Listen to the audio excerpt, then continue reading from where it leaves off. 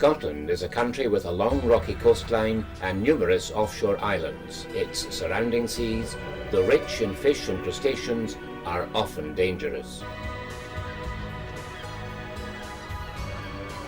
From the earliest times, the skills of catching and preserving fish were vital to the diet and economy of the nation.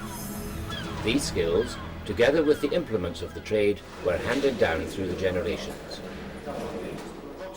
The craft of fishing changed slowly. However, the advent of the steam engine accelerated the rate of change in techniques and extended the area of traditional fishing grounds. Such technological innovation has continued to the present.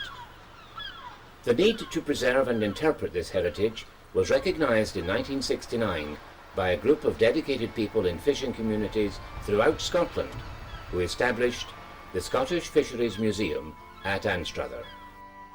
The museum is housed in a complex of buildings which are of both historic interest and architectural merit. The site's history can be traced to a charter of 1318 which granted rights to fishermen to erect booths and to dry nets on the land in return for a levy of 100 salt fish for every barrel of herring caught. Prior to the formation of the museum, the courtyard was used for barking nets, and the drying gallowses remain, while the buildings housed a ship's chandlery business. They were also used as net lofts and stores. Full national status was accorded to the museum by the Museums and Galleries Commission in 1998. It's one of the few national museums outside Edinburgh and is readily accessible from all the major cities in Scotland.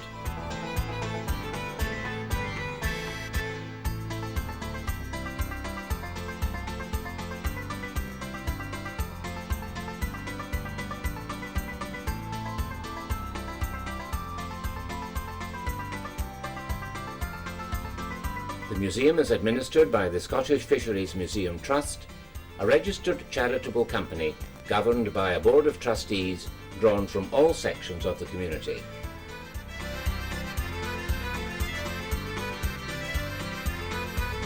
As the collections grew, the Trust acquired property adjacent to the original site and skillfully adapted it for the exhibition of diverse artefacts, while strictly maintaining the historical integrity of the fabric.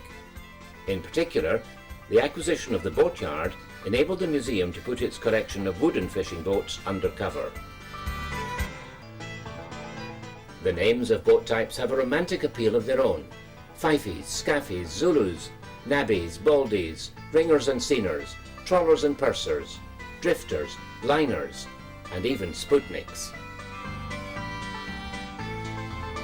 In the boat collection there are examples of Fifey and Zulu types, a salmon cobble with its original launching wheels, as well as the famous Dysart racing yawl Jim, and a pre-1939 ring netter of about 40 feet in length named the Lively Hope. In 1999, the museum was informed that both the Lively Hope and the Reaper, the museum's flagship which is still afloat in Anstruther Harbour, had been included in the core collection list published by the National Historic Ships Committee and granted an A listing. This list is composed of the 46 most important historic vessels in the United Kingdom.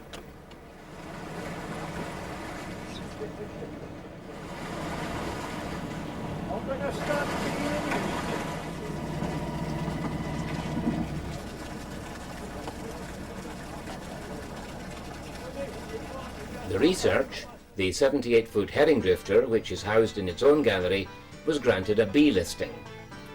This means that the Scottish Fisheries Museum is now acknowledged as having almost 5% of the United Kingdom's most important historic vessels, more indeed than the National Maritime Museum at Greenwich. Over the years, the museum has received many other accolades: the Civic Trust Award, the Architectural Heritage Year Award, and the Museum of the Year Award for Scotland.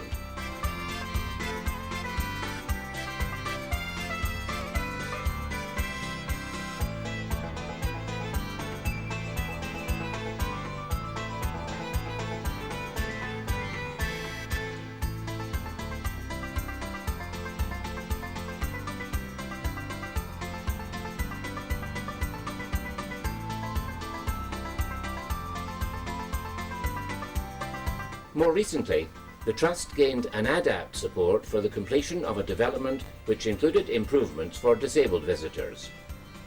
This award was given for the unobtrusive way in which the required gradients were incorporated into a series of connected, multi-level buildings.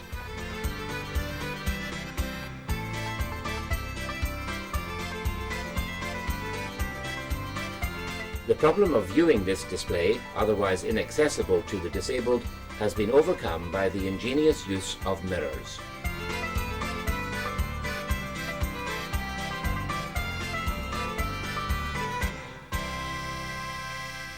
Unfortunately, over the years, many fishermen have given their lives in pursuit of their calling.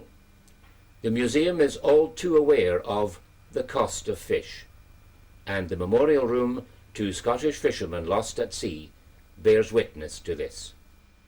The Scottish Fisheries Museum is a national museum, fulfilling its role by collecting, preserving, displaying, and interpreting this important aspect of Scottish heritage. Its objectives have been endorsed by the Museums and Galleries Commission, the Scottish Museums Council, and the National Museums of Scotland. The museum provides an educational resource for schools throughout the United Kingdom. It is a worldwide research centre for maritime studies and continues to grow in stature year by year.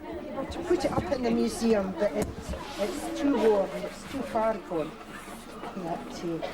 So yes, we're keeping it here as long as we can, but you see it's beginning to... Although some financial support is received from Fife Council, it's the contribution made by volunteers who freely give of their time and talents which allows the museum to maintain revenue viability. However, there is a continual need for funding to meet the cost of improvements and the day-to-day expenses of keeping the museum in trim, both ashore and afloat. May we ask you to consider supporting us financially in the work of preserving Scotland's fishing heritage? Thank you.